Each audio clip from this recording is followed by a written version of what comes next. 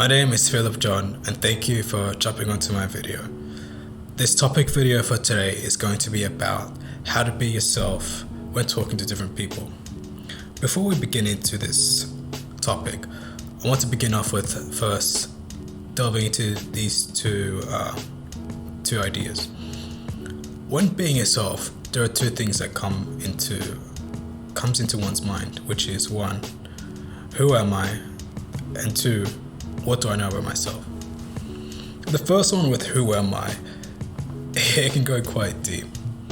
I believe understanding yourself as a person is a very important aspect, is a very important thing when it comes to communicating with different people, when it comes to understanding oneself. And I believe in today's society, we tend to lose sight of understanding who we are as a person and what things we can use to identify ourselves. I believe the most major aspects that we identify as people is, I guess in my age group, would be the degree or the school that you go to.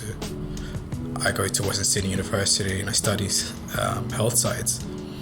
A lot of those things, when I communicate with my uni friends, that's the first thing that comes into mind.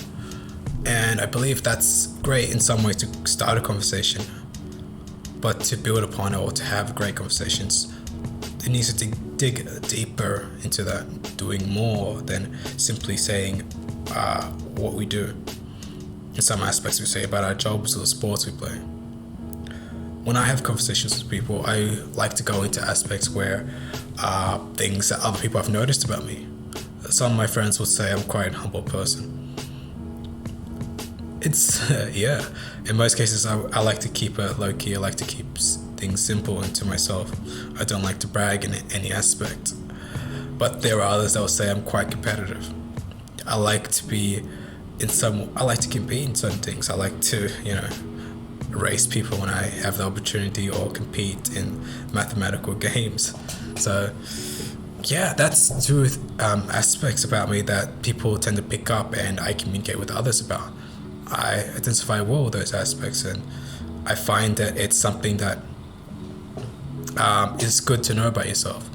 It's good to build that when other people say those things about you, because how you identify yourself is different than how other people will view you, or because everyone has their own perspective on things and this perspective of how we see different people. And having that distinction is very important. Now that we've gone into the first aspect of that, let's go into the second bit, which is what do I know about myself? It might sound similar to the first bit of how do you identify, the first bit of who am I, but what you know about yourself is quite different, because you might not know much about yourself, which is quite a weird thing, because most people, when they go to talking to other people and they ask me, I don't know how to be myself, I think I'm quite boring. In some ways that's true. If you think that you are boring, in most cases of the time, you don't really are. Because you see, interesting people don't think that they're boring, and boring people don't think that they're interesting. So I'm going to say that most of the time it really comes to how you see yourself, how you reflect about yourself, what you think about yourself, which is important, and it connects to the aspect of what do you know about yourself. I believe having a good, thoughtful image of yourself is, in a way, important, but necessary to help yourself be a better person, help yourself to improve and to make right decisions. But if you're negative about yourself, then most cases of the time, you're going to have negative outcomes or negative consequence.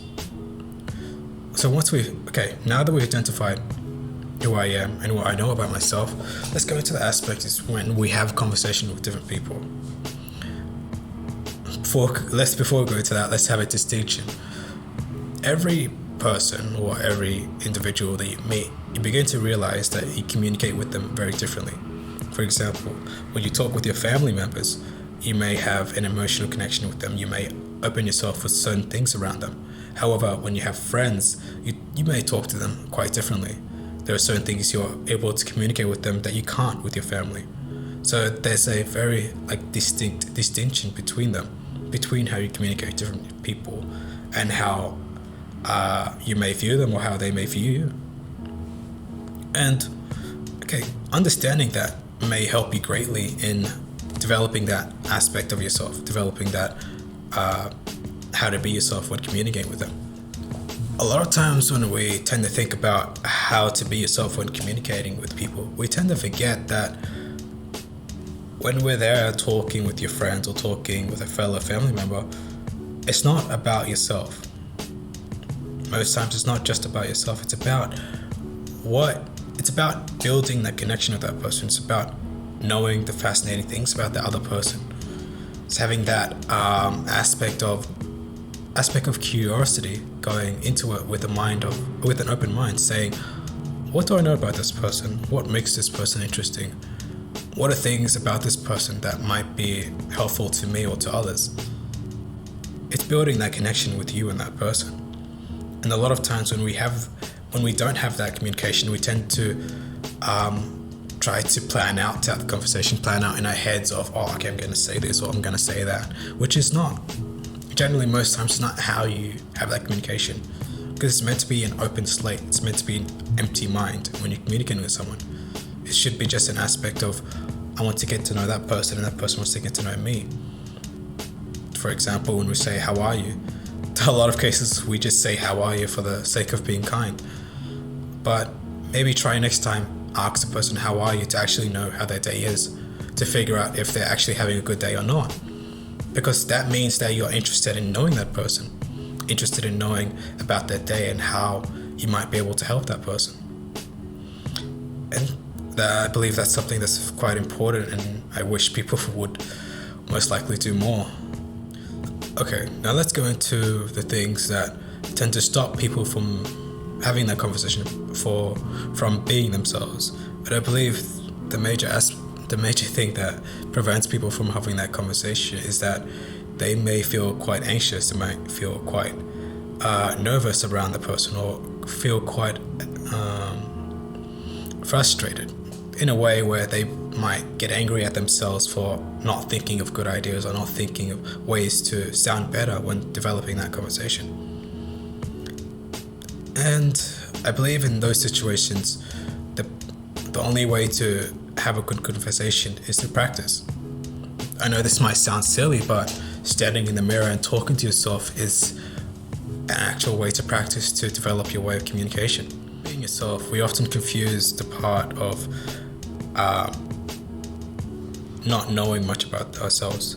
Sometimes not knowing much about ourselves can really make it quite a difficult thing. It can make it into an issue where you start overthinking about certain scenarios or certain things. I believe to combat that issue, you have to get to know yourself. You have to put yourself in areas to make you wonder whether you like those things or not. You have to develop your own identity, develop your own things about yourself that you can bring out. And to be better at conversing with people, you simply have to practice. You simply have to put yourself out there and experiment. Sometimes you have to experiment to know what you know about yourself, what you don't know about yourself, what things that might interest you or interest other people. To be yourself may sound quite simple. It may just sound like simply go and do it, but it's a lot more easier said than done. We have to understand, what does that mean to be yourself? To be yourself is to understand who you are as a person, what makes me unique around other people, what interests do I like, what things that people like about me, what things do I like about other people, and being able to express all those aspects of it in a simple conversation. I believe that's what it means to be yourself, to have an open mind, to reflect, and just communicating it. And it sounds a lot more complex than it is simple, but we tend to do that every single day without realizing it. For some people, you might find it easier just to have a conversation with them, and you might think, oh, that's because they're not going to judge me, they're like my family member, my best friends. And we tend to forget that we can easily do the same with everybody else that we meet. The only issue is that we might get anxious or get nervous around them because we fear that they may judge us. We fear that they may think of us in a certain way. And a lot of times that's not the case. When you go around talking to people, you realize that most people are open to listen to what you have to say, are open to listen to how you want to express yourselves.